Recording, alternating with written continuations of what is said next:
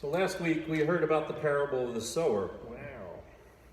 We heard about the seeds that fell on the path and the person that didn't understand. We heard about the seed falling on the rocky ground that sprang up, and while the word was received with joy, it didn't last. We heard about the seed that fell among the thorns and was choked out. And we heard of the seed that fell in good soil and brought forth 100-fold, or 60, or 30. We heard about the good seed and what happened to it as it fell on different places on the field. This week, we're hearing another parable that Jesus spoke. He tells us the story of the wheat and the tares. This parable has a similarity to the sower parable, but only because it talks about farmers and seeds. This time there's a field of seed, of good seed, and a field of good seed that is polluted with the seed of a weed.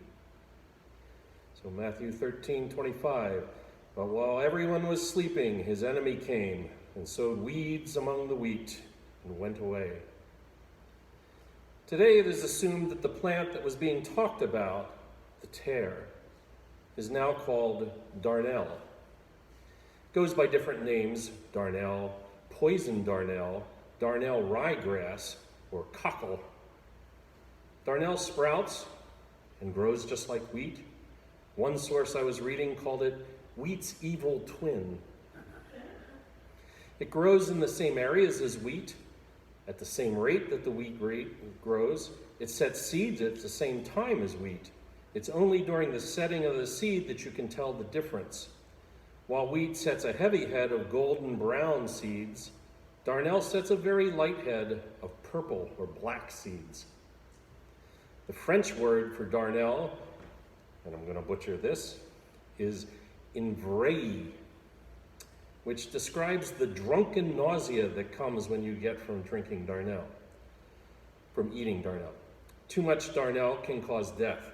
It is believed that somewhere in the past, darnel grew up to be a mimic weed, attempting to look and act as close to wheat as it could.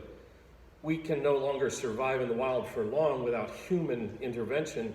It has become dependent on humans to plant it, then harvest it, and then to replant it. Doesn't do any good. Same with corn. You have that thing that hits the ground, and then all the seeds are in one place that needs to be spread out. Wheat is the same way.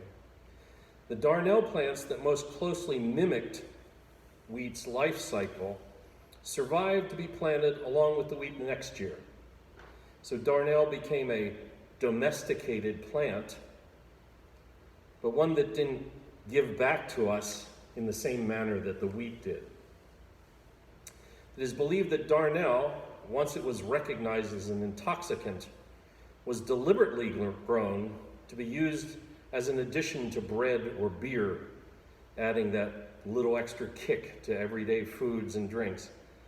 The Italian scholar, and I'm quoting here, Pietro Camponsori, argued that the European peasantry lived in a state of semi-permanent hallucination from bread that was adulterated with more malign grains, which they may have sought out as an escape from their daily lives. While modern machinery has made it relatively easy to sort out tare from the wheat, effectively removing the chance that any of us are eating tare by mistake. One study found that the wheat harvest in Ethiopia still contains approximately 10% tare seeds. So a little symbology here for you. Because of the heavy grains that wheat develops, wheat bows its head at harvest. Because of the light seeds that the darnel puts out, darnel doesn't bow its head at harvest.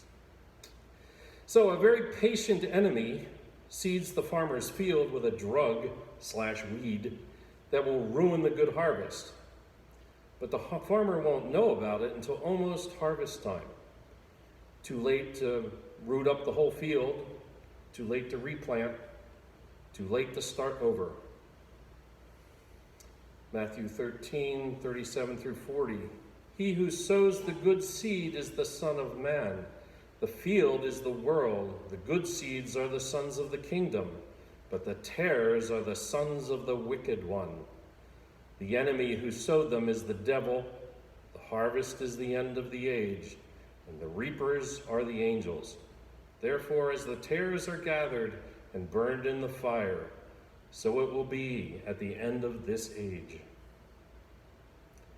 This parable is showing two different actions being done in the world. God plants good seed that becomes his children. Satan, the wicked one, plants the bad seed, those who are his offspring. The tares and the wheat look alike during the growing season. It's virtually impossible to determine by sight which is which. And Jesus tells us that the sons of the kingdom and the sons of the wicked one are virtually impossible to determine which is which by sight. Looking at people won't tell you which side they're on. Appearances can be deceiving. The old axiom, "Don't judge a book by its cover," comes to mind. It's only by seeing the heart and by seeing the fruit of that life will we know. Farmer tells his servants to wait until the harvest, to not disrupt the tares while they grow. And Jesus tells us to wait until the harvest, to not disrupt the sons of the wicked one. Jesus tells us that the reapers, the angels, will separate the sons of the kingdom and the sons of the wicked on that final day. I think that Jesus is trying to tell us is that it's not for us to judge who is the son of the kingdom and who is the son of wickedness. The workers, all of us, are told to let the tares grow. We aren't the harvesters. The Apostle Paul advises to be patient. If the farmer's workers had rampaged through the fields tearing up the tares, disturbing the wheat, what kind of a mess would they have created? The wheat would have been prevented from coming to a full maturity. So it is with working in God's spiritual field and tending his church. It is possible that we would destroy good during our effort to weed out the bad. God says to let the wheat and the tares grow together until harvest, the end of the age, and the coming of Jesus Christ. Then he will make the distinction that only he can. Matthew 13:41-43, the Son of Man will send out his angels, and they will weed out of his kingdom everything that causes sin and all who do evil. They will throw them into the blazing furnace, where there will be weeping and gnashing of teeth. Then the righteous will shine like the suns in the kingdom of their Father. There is a judgment coming. That judgment implies that there are standards to live by, and laws to follow, and moral and ethical absolutes. That judgment day will deal with the lawless and the unrighteous. But that judgment is not for us to do. Matthew 13:39-40. The harvest is the end of the age, and the reapers are the angels. Therefore, as the tares are gathered and burned in the fire, so it will be at the end of this age. We are the workers. Our job is to prepare the fields, in this case, the world. Our job is not to be a tare. It's not my job, nor is it yours, to figure out who are the tares and who are the wheat. Let's let God do that.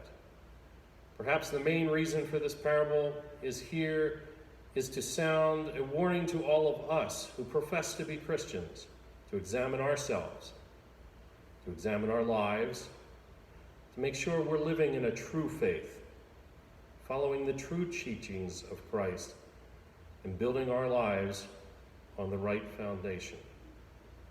Matthew 13:43.